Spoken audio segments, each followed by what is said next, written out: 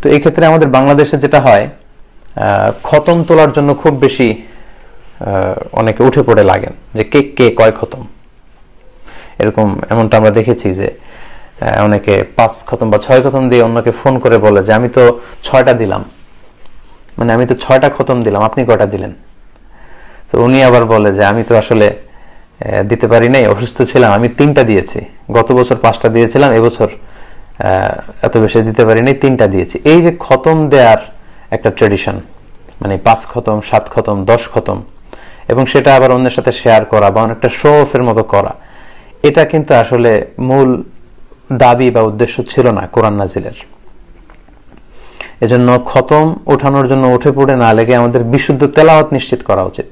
আমরা প্রতিদিন যতটুকু রমাদানে তেলাওয়াত করব আমরা যাতে বিশুদ্ধভাবে করি, তাজভিদ মেনটেন করে যেন করি, তাহসিনের সাথে করি, এবং তেলাওয়াতের গুণগত মান নিশ্চিত করে যাতে আমরা তেলাওয়াত করি। কারণ রুব্বা কারিলিল কোরআন ওয়াল কোরআন ইয়ালআনুহু, কোরআনের কিছু কারি আছে বা তেলাওয়াতকারী আছে যাদেরকে কোরআন রহমতের পরিবর্তে লানত দেয়। তো আমরা যেন রহমতের মাসে লানত না কুড়াই, আমরা যেন বেশি বেশি রহমত কুড়াতে পারি। এজন্য প্রথম কথা হচ্ছে যে আমরা যাতে তাজভিদ মেনটেন করে তেলাওয়াতের গুণগত মান নিশ্চিত করে কোরআন তেলাওয়াত করি।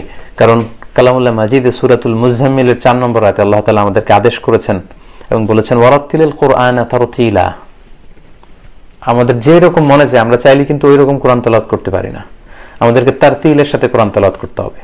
তারতিলের সাথে অর্থাৎ ধীর স্থির ভাবে, থেমে থেমে, তাজভিদ মেনটেন করে তেলাওয়াতের যে গুণগত মান সেটাকে নিশ্চিত করে তেলাওয়াত আদায় করার নামই হচ্ছে তারতিল। আল্লাহর হাবিব সাল্লাল্লাহু আলাইহি ওয়াসাল্লাম তারতিলের সাথে তেলাওয়াত করতেন। আনাস রাদিয়াল্লাহু তাআলা আনহুকে জিজ্ঞেস করা হলো যে আল্লাহর হাবিব সাল্লাল্লাহু আলাইহি ওয়াসাল্লামের তেলাওয়াত কেমন ছিল, তিনি কিভাবে কোরআনকে আবৃত্তি করতেন, কিভাবে তেলাওয়াত করতেন? সাইয়েদনা আনাস রাদিয়াল্লাহু তাআলা আনহু বললেন যে কানাত মাদ্দান, ইয়ানি কানাত কিরাআতু রাসূলুল্লাহ সাল্লাল্লাহু আলাইহি ওয়াসাল্লাম মাদ্দান। আল্লাহ রাসূল সাল্লাল্লাহু আলাইহি ওয়াসাল্লাম যখন কিরাআত করতেন, তিনি কিরাআত পড়তেন বা তেলাওয়াত করতেন, তিনি টেনে টেনে পড়তেন, টেনে টেনে। আলহামদুলিল্লাহি রাব্বিল আলামিন আর রহমানির রহিম মালিকি ইয়াউমিদ্দিন, এই যে টেনে টেনে, কানাত মাদ্দান, টেনে টেনে তেলাওয়াত করতেন, দ্রুত তেলাওয়াত করতেন না।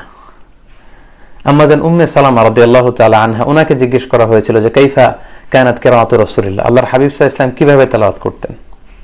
সুনানে তিরমিজির বর্ণনায় তিনি বলছেন যে কানা রাসূলুল্লাহ সাল্লাল্লাহু আলাইহি ওয়াসাল্লাম ইউকাত্তিউ কিরাআতাহু আয়াতান আয়াতান, প্রতি আয়াতে তিনি থামতেন, আয়াত আয়াত করে তেলাওয়াত করতেন। অর্থাৎ আলহামদুলিল্লাহি রাব্বিল আলামিন বলে তিনি থামতেন, তারপর তিনি আর রহমানির রহিম পড়তেন, তারপর থামতেন, তারপর মালিকি ইয়াউমিদ্দিন পড়তেন, তারপর থামতেন।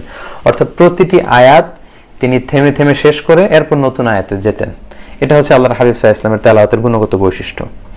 এবং সুনানে আবু দাউদের বর্ণনায় আল্লাহর হাবিব সাল্লাল্লাহু আলাইহি ওয়াসাল্লাম বলেছেন যে যায়িনুল কুরআনা বিআসওয়াতিকুম, তোমরা তোমাদের কণ্ঠের মাধ্যমে কোরআনটাকে সুশোভিত করো, সুন্দর করে সুশোভিত করে তোমরা কোরআন তেলাওয়াত করো। অর্থাৎ যার গলায় আল্লাহ যতটুকু সুর দিয়েছেন, যতটা সুন্দর করে, যতটা আন্তরিকতার সাথে কোরআন তেলাওয়াত করা যায়, ঠিক সেভাবে তোমরা কোরআনিক রিসাইটেশনটা করো।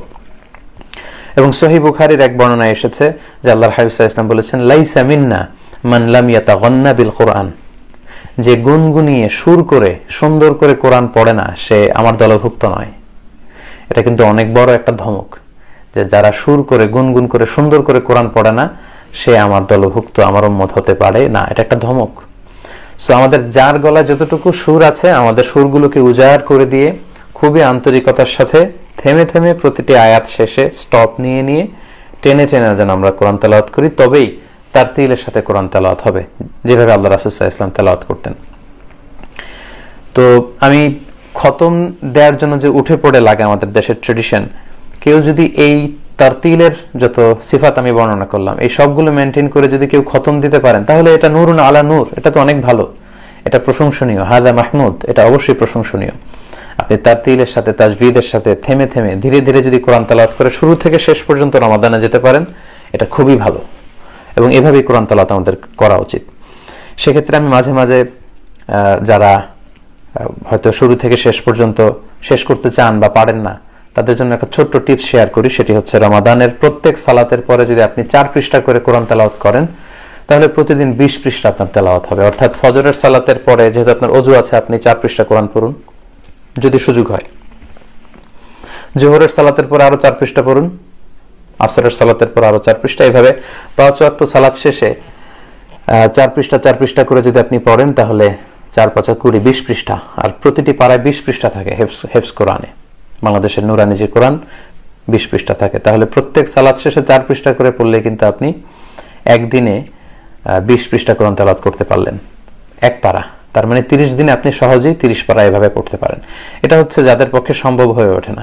আর যারা টাইম ফিক্স করে পড়তে অভ্যস্ত, যে না আমি প্রতিদিন ফজরের পরে 2 ঘন্টা পড়ি বা রমাদানে আমি জোহরের পরে 2 ঘন্টা পড়ি, তাদের কথা ভিন্ন। তাহলে সম্মানিত শুধু প্রথম কথা আমরা যেটা বললাম সেটা হচ্ছে তেলাওয়াতের গুণগত মান নিশ্চিত করে যাতে আমরা তেলাওয়াত করি। এর রমাদানের আমাদের প্রধান সিলেবাস হবে কোরআন, কারণ অনেক বেশি পরিকল্পনা যখন আমরা নেই, অনেক সময় অনেকের কাছ থেকে এই অভিজ্ঞতার কথা শুনে যে অনেকগুলো পরিকল্পনা রমাদানে নিয়েছিলাম, আসলে কোনোটাই করা হয়নি। তাই আমি বলবো যে রমাদানে আমরা কোরআন কেন্দ্রিক যেন প্ল্যান করি। আমরা অনেক মুহাদ্দিসিন একরামদের জীবনী জানি, ওনারা জগৎ বিখ্যাত মুহাদ্দিস ছিলেন, কিন্তু রমাদান আসলে আর হাদিস চর্চা করতেন না। মুহাদ্দিস হচ্ছেন যারা হাদিস শাস্ত্রে পারদর্শী। রমাদানে হাদিসের কিতাব রেখে দিয়ে ওনারা কোরআন তেলাওয়াত, কোরআনের তাফসির এগুলো পড়তেন। সেক্ষেত্রে আমরা মুসনাদে আহমদ ইবনে হাম্বলের সংকলক ইমাম আহমদ ইবনে হাম্বলের কথা বলতে পারি। লক্ষ লক্ষ হাদিস মুখস্থ জানতেন। স্বতন্ত্র হাদিসের কিতাব হিসেবে অনেক বড় একটা হাদিসের কম্পাইলেশন করেছেন মুসনাদ আহমদ ইবনে হাম্বল। তো তিনি রমাদান আসলে ওনার হাদিসের পাণ্ডুলিপিগুলো সব রেখে দিয়ে কোরআন নিয়ে বসে যেতেন। তাই আমাদের এবারের রমাদানটা যেন আমরা শুধু কোরআন কেন্দ্রিক প্ল্যান করি বেশি বেশি। এ পর্যায়ে বলবো যে কোরআন তেলাওয়াতের পাশাপাশি আপনারা যেটা করতে পারেন সেটা হচ্ছে listening to the recitation of the holy Quran. কোরআনের তেলাওয়াত শোনা অনেকের এই ভালো অভ্যেসটি আছে। MP3 করে, মোবাইলে করে, কিন্তু কিংবা ঘরে টিভি সেটে আপনারা কোরআন ছেড়ে দিয়ে রাখতে পারেন। কারণ কোরআন তেলাওয়াত করা যেমনি সওয়াবের, কোরআন মনোযোগ দিয়ে শ্রবণ করাও সওয়াবের, এটাও অনেক সওয়াব। সূরাতুল আরাফের 204 নম্বর আয়াতে আল্লাহ বলছেন, ওয়া ইযা কুরিআল কুরআনু ফাসতামিউ লাহু ওয়া আনসিতু লাআল্লাকুম তুরহামুন।